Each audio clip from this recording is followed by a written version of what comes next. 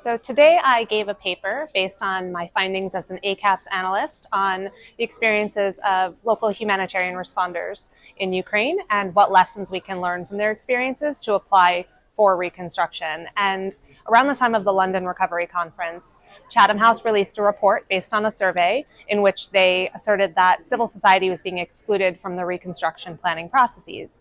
And there were a lot of other reports and commentaries saying the same thing. And that really gave me pause and made me uneasy because from our experiences working with local humanitarian actors, they had felt the same thing from the beginning of the full-scale invasion in February 2022, which is that they were at the forefront of the response. They were doing a lot of the actual work, taking on a lot of the risk, but they were being marginalized from decision-making processes. And that's despite the fact that there was a clear framework in place called the Grand Bargain that was supposed to make sure that they were included at that higher level.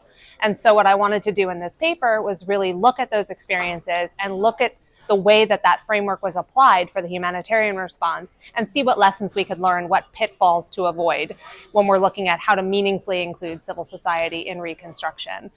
So really looking at who is civil society, what does meaningful inclusion look like for them, and what mistakes do we avoid.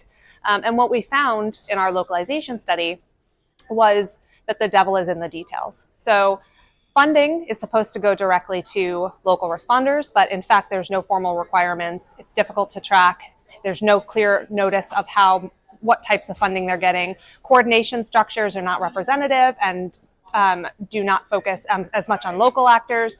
Partnerships are not well defined, and Ukrainian CSOs end up as subcontractors. They don't have as much agency as they deserve.